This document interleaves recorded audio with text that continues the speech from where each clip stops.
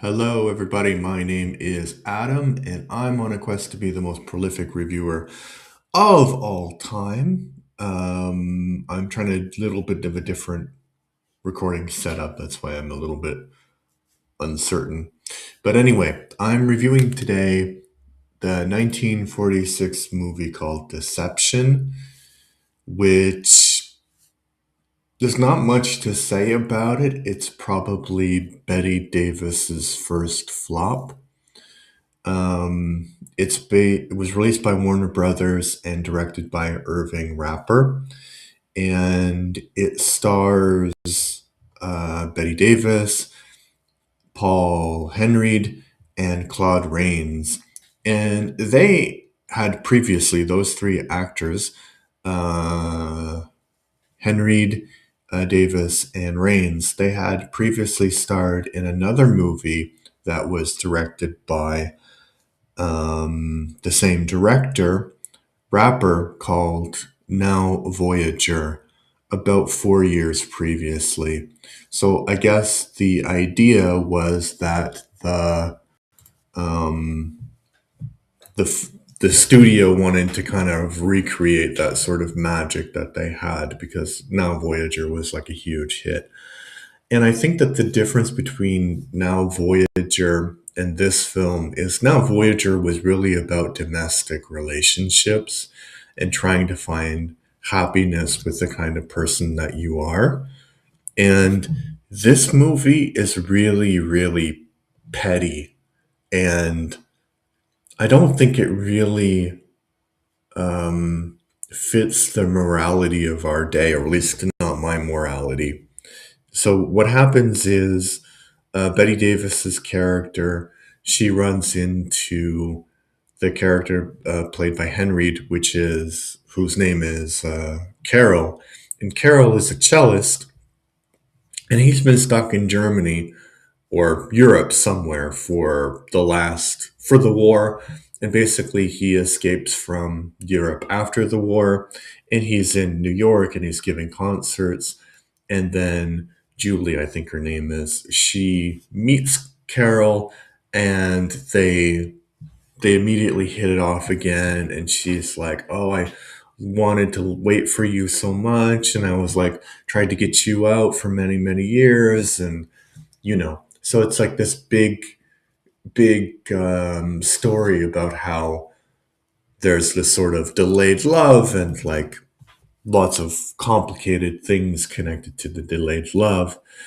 And the problem is that Julie, for the past whatever 6 years, 7 years, she has been supported by this composer named Halcilius. And Halcilius is like this brilliant composer, and he meets Carol. So basically, Julie and Carol get married. Let me just check if her character is named Julie. No, it's not named Julie at all. Betty Davis' character is named Christine.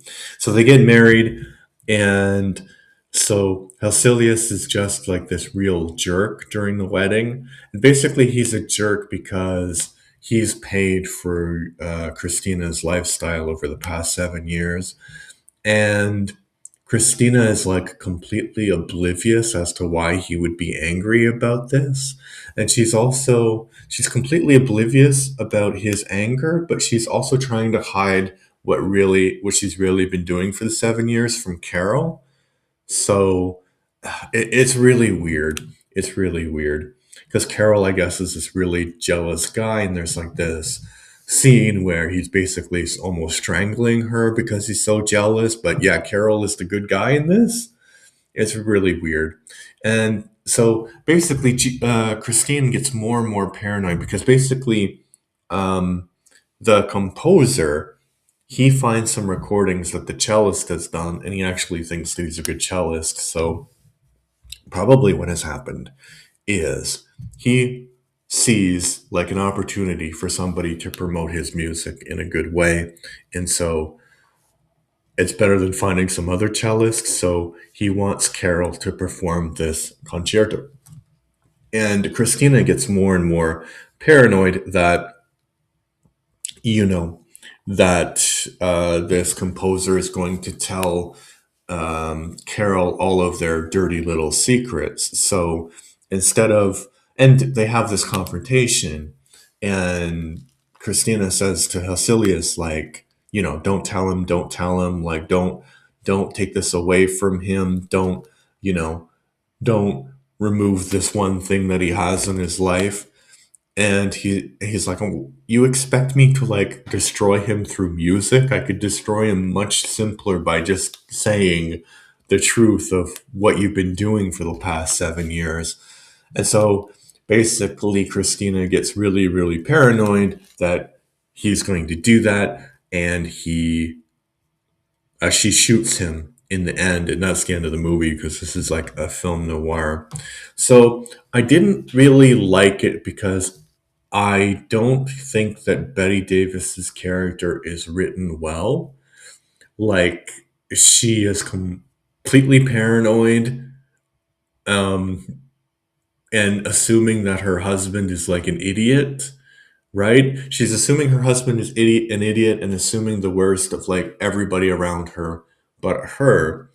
So I think that's the character's problem, but the story's problem is that they're judging her for things like, because they're not actually married, right? Like, Julie is not married to Carol. And like 1939 in New York, you just get back, or 38 or whatever she comes back. Like, it's not a great time to be poor single woman, right? So she did what she had to do. And I think, like, she had a relationship with a guy. People have relationships with people, right? So I think that the movie is being really judgmental, and I think that the reason the movie is being judgmental is because of the Hays Code. Hays Code said like every immoral action basically needs to be punished, and immorality here is that she wasn't faithful to this guy even though they're not married, right? And that's weird too, because I guess the movie is saying that they had a relationship in Europe, right? And that relationship was on pause while she was in America. And like, she wrote him two letters, right? And two letters got through. So he could have been dead. He could have been shot by the Nazis for not, performing or whatever, or his hands could have been cut off or something, something really, really horrible. So why would the movie expect her to be faithful? It doesn't make any sense. And then Claude Rains, I think, is a good actor, but I really don't like this sort of, and this is the worst movie Betty Davis has been in that I've seen, is a movie called The Man Who Came to Stay for Dinner. And the main character in that is exactly like the main character of this composer, like arrogant, dismissive of everybody. And if you really met somebody like that, I think that you would just punch him in the face. I mean, I wouldn't punch anybody in the face, but I would just, you wouldn't be around this person. You wouldn't forgive the fact that he is like this genius or whatever. So, yeah, it doesn't make a lot of sense.